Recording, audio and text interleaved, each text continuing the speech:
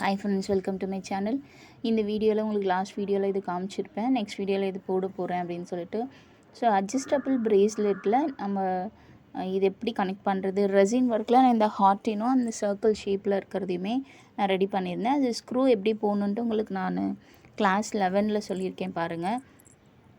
நான் ரெண்டு சைடுமே ஹேண்ட்ரில்லில் ஹோல்ஸ் போட்டுட்டு ஸ்க்ரூ போட்டுட்டு அதில் ஒரு சில்வர் கலரில் நான் ஜம்ப்ரிங் கனெக்ட் பண்ணிவிட்டேன். அதே மாதிரி இந்த சைட்லேயுமே ஒரு ஜம்ப்ரிங் கனெக்ட் பண்ணிவிட்டு அதுக்கப்புறம் நீங்கள் வந்து அட்ஜஸ்டபிள் ப்ரேஸ்லெட்டில் இருக்க அந்த ஹோல்ஸில் இந்த ரிங்கை கனெக்ட் பண்ணிக்கிட்டிங்கன்னா அவ்வளோதான் ஃபினிஷிங்கு.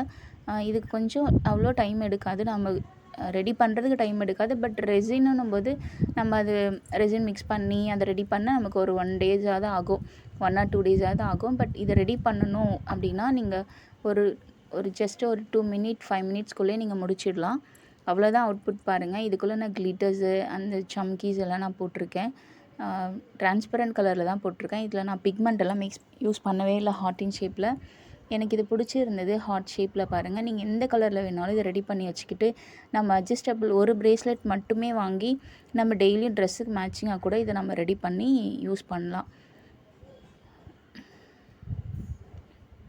இதுவே இன்னொன்று சர்க்கிள்லையுமே நான் மேக் பண்ணி வச்சுருக்கேன் பாருங்கள். இதோட அவுட்புட்டு உங்களுக்கு பிடிச்சிருக்கும்னு நினைக்கிறேன். இது ஸ்க்ரீன்லேயுமே நான் வச்சுருக்கேன் பாருங்கள்.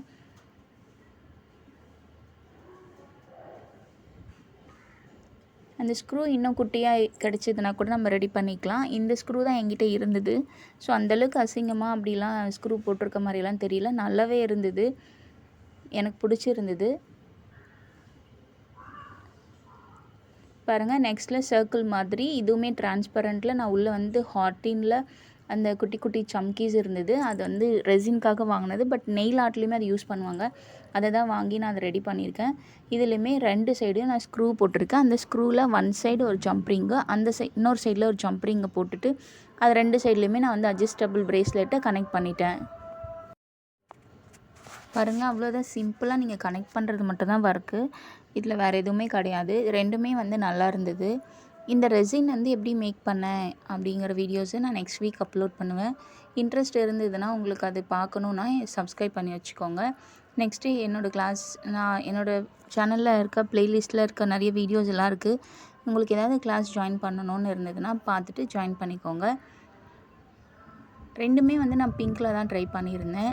டிரான்ஸ்பரண்ட்டில் தான் இருந்தது பாருங்கள். இதுவுமே அழகாக இருந்தது. நான் சொன்ன மாதிரி நீங்கள் வேறு கலராக கூட ட்ரை பண்ணலாம். அதுவுமே உங்களுக்கு ட்ரெஸ்க்கு மேட்சுக்காக போட்டுக்கலாம், நல்லாவே இருக்கும்.